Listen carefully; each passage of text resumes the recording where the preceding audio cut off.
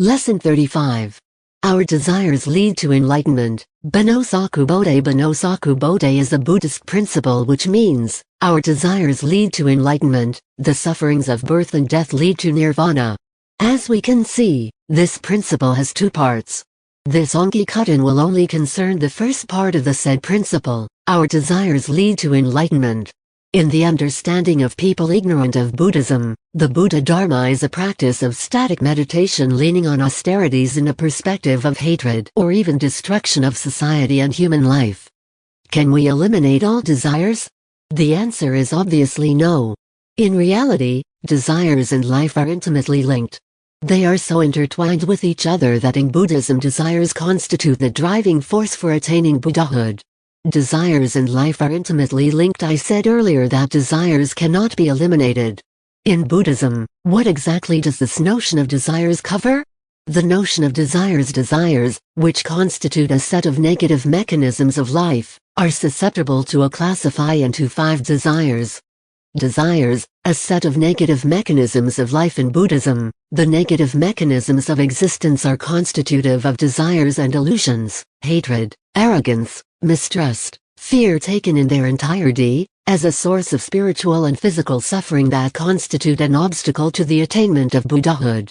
The 5 desires. These are desires resulting from the contact of the 5 sense organs, eyes, ears, nose, tongue and body with their respective objects, shape, sound, smell, taste and texture.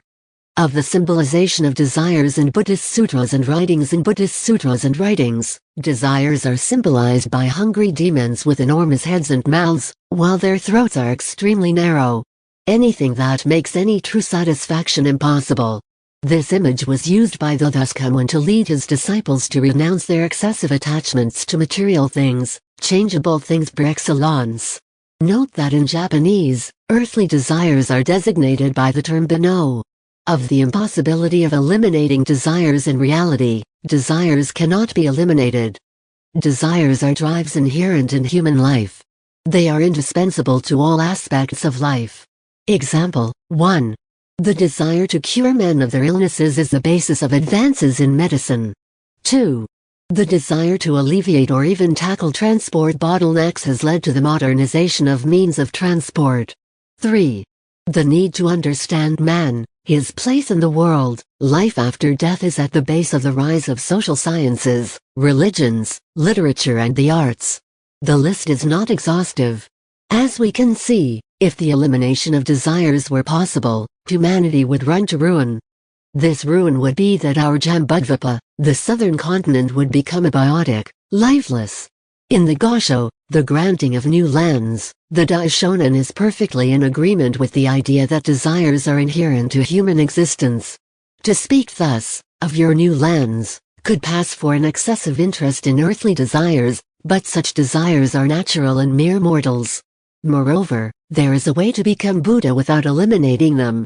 Long before, the Daishonin had already dwelt on the intimate link between desires and human existence. Indeed, in the Sutra of Bodhisattva Fugan, he says, without cutting yourself off from your earthly desires, you will be able to purify your senses and thus attain Buddhahood. Desires, the engine of Buddhahood in Buddhism. To say that desires are the engine of Buddhahood is to affirm that through the Buddhist sublimation under the aegis of the Soka Gakkai, we can reach the summit of Mount Sumeru. By Buddhist sublimation of our desires, we must understand the transformation of our desires, impulses and attachments into better impulses leading to Buddhahood. But how to do it? By internalizing the method of Homo Bodhisattvas, conversion to the Soka Gakkai, faith, practice, study,